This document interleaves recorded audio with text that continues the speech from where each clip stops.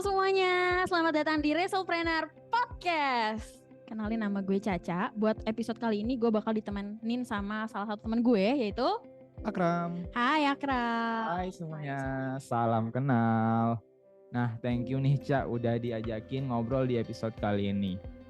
Kira-kira pada episode kali ini kita mau ngobrolin apa nih? Kita mau ngobrolin podcast yang berjudul Post COVID-19 Pandemic Entrepreneurship Challenge. Gitu Waduh, ya. apa tuh? Nah, jadi hari ini kita bakal ngobrol tentang tantangan para entrepreneur pasca pandemi COVID-19 nih. Nah, topik ini juga penting banget ya, mengingat menurut data dari Himpunan Pengusaha Muda Indonesia, hanya terdapat 3,4% pengusaha dari keseluruhan angkatan kerja di Indonesia.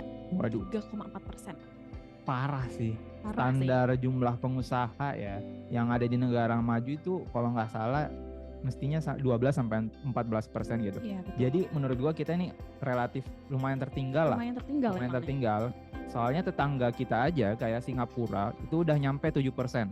Bahkan Malaysia juga udah nyampe 5%. Kita cuma kayak setengahnya ya. Iya, setengahnya. Penyebabnya gitu kira-kira apa aja ya? Gue sih pandemi kemarin cukup berpengaruh sih. Sama ya berpengaruh lumayan gede lah buat kita.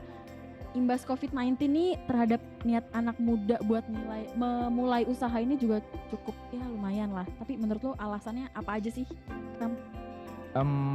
Gini ya, menurut gua pas COVID-19 itu kita anak-anak muda nih, bukan hanya anak muda sih, semua kalangan juga pada dasarnya interaksinya makin minim gitu. Kecuali kayak bareng keluarga gitu.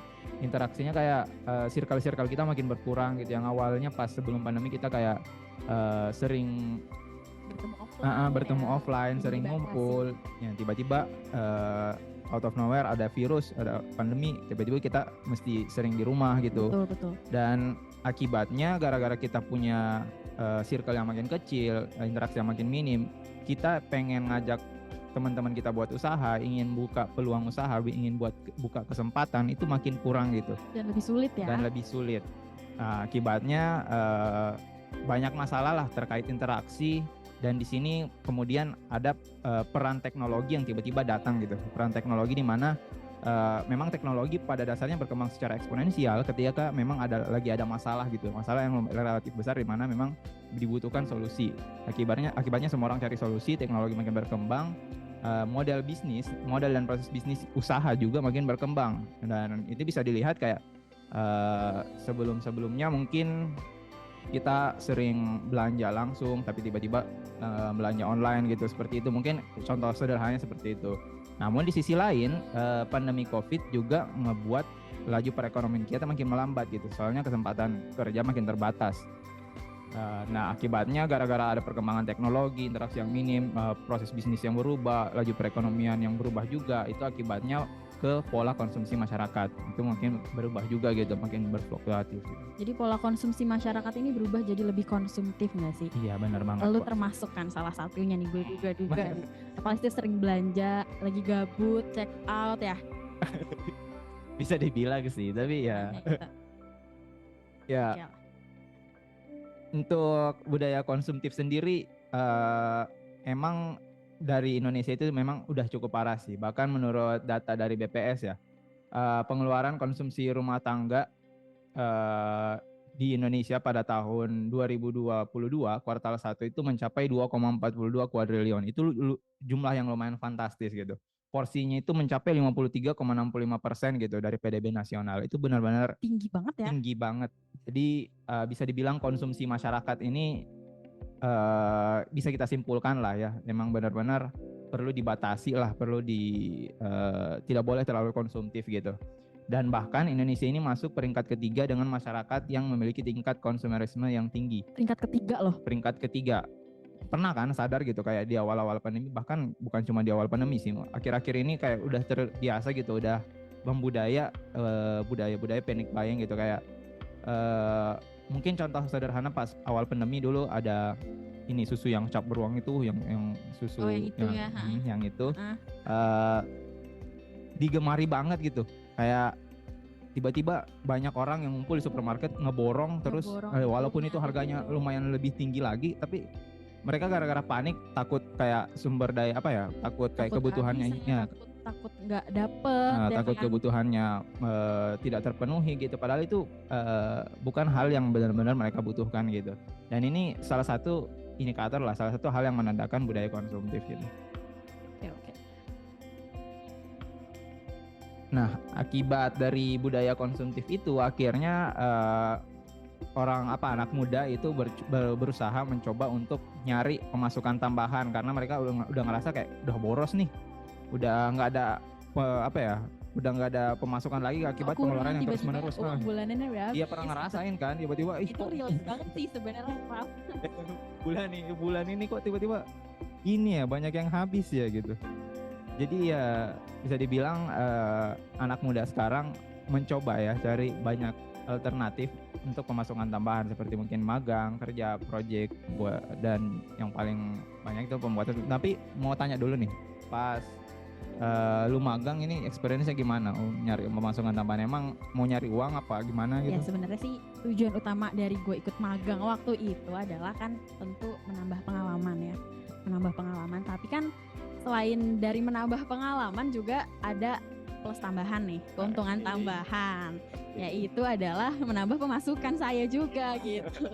Karena yang tadi lo sebutin sebelumnya, budaya konsumtif itu tidak terlepas juga dari diri saya sendiri nih, karena dari diri gue. Jadi otomatis gue nyari cara gimana caranya dapat pemasukan tambahan, ikut magang atau ikut project-project gitu. Dan salah satu lainnya adalah bukan gue sih, tapi beberapa teman gue banyak yang udah membuat usaha juga gitu, jadi entrepreneur gitu. Tapi gue tuh masih belum paham ya, entrepreneur tuh apa sih, Kram, menurut lo? Gini, hal yang paling pertama terlintas di otak gue ya pas dengar kata entrepreneur ya orang yang kreatif, inovatif, kayak mereka punya banyak ide-ide baru yang mereka pengen bawa gitu ke dunia. Dan orientasi mereka, salah satu karakteristik yang paling gue lihat itu orientasi mereka adalah cuan. Jadi yang paling pertama gue terpikir juga ketika dengar entrepreneur ya cuan gitu. Entrepreneur cuan gitu. Sobat-sobat cuan gitu, yang memang orientasinya memang benefit cuan gitu. Profit banget ya. Nah tapi emang buat di Indonesia ini ya masih sedikit nggak sih anak muda yang mau jadi entrepreneur? Iya, seperti yang udah dibilang di awal tadi, emang hanya 3,4 hanya 3,4% dari angkatan kerja yang jadi pengusaha gitu. Itu masih terbilang cukup sedikit ya. Iya. Nah ini dari yang sebelumnya pernah gue baca ya, ada dimensi budaya menurut Hofstede et al. Ada 6 perbedaan karakteristik budaya kewirausahaan di Indonesia. Waduh, apa aja tuh? Yang pertama nih, dalam hal maskulinitas. Jadi masyarakat Indonesia itu emang masih tergolong rendah ya. Jadi ini mengacu pada tingkat kompetisi, orientasi terhadap prestasi, dan keberhasilan.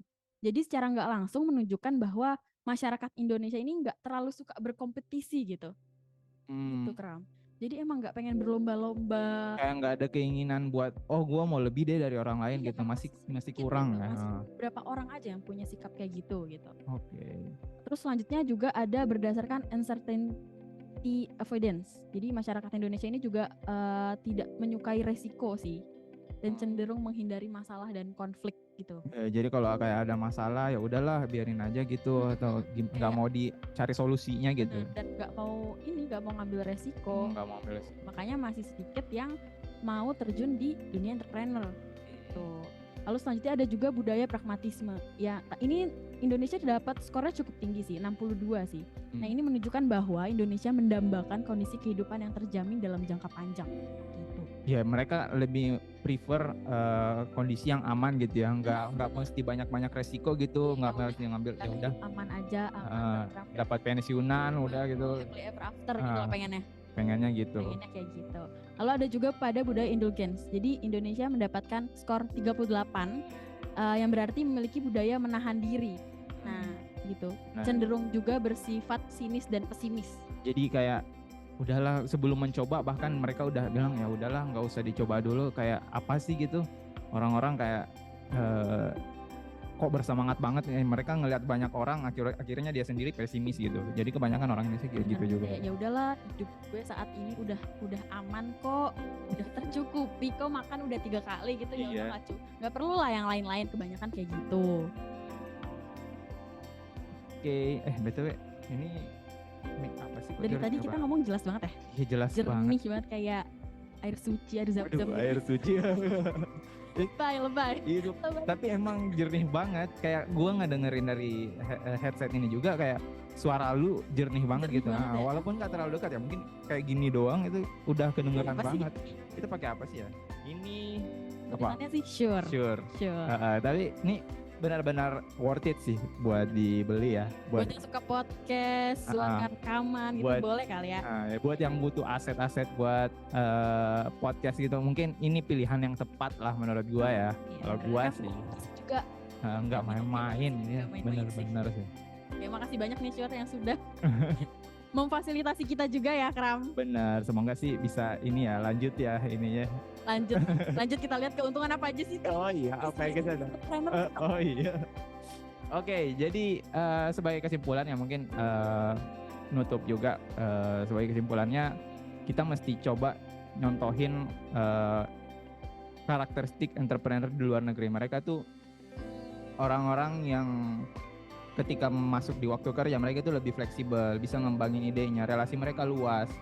Mereka tuh bisa bekerja sesuai passion mereka. Mereka passionate terhadap jiwa-jiwa entrepreneur gitu. Mereka juga pengen secara luas membawa perubahan untuk sekitarnya. Dan sebisa mungkin kita mencontohi karakteristik dari entrepreneur di luar negeri mungkin atau di luar sana yang di Indonesia juga ada sih, walaupun mungkin porsinya lebih sedikit. Tapi intinya itu tadi karakteristik seperti itu yang mesti kita contoh sih menurut gue. Selain itu juga membuka lapangan pekerjaan untuk sekitar ya. Iya benar, membuka lapangan pekerjaan. Karakteristik seperti itu yang mesti kita ladeni. Gitu. Oke, jadi intinya kita tuh harus tetap mencoba nggak sih Kram? Meskipun kita gagal, mungkin ada beberapa orang yang udah pernah mencoba bikin usaha tapi masih gagal, tapi takut buat nyoba lagi akhirnya. Tapi nggak apa-apa nggak sih Kram? Kita nyoba terus gitu, pasti dari semua kegagalan pasti ada satu keberhasilan ya kan? Benar banget, bahkan gue baca satu quotes ya itu kesuksesan itu ada ketika persiapan bertemu dengan kesempatan. Jadi ketika kita sudah mempersiapkan segalanya dan ketika kesempatan itu datang, maka ketika itu bertemu itu bisa jadi kesuksesan buat kita masing-masing. Benar banget. Ngasih quotes, gue bakal ngasih quotes juga nih. Oke, apa tuh? Dari Albert Einstein. Cenah. Jadi katanya life is like riding a bicycle. To keep your balance, you must keep moving. Waduh. Oke, jadi mungkin itu aja podcast dari kita. Makasih banyak yang udah dengerin. Sampai jumpa di kesempatan selanjutnya. Sampai jumpa, dah.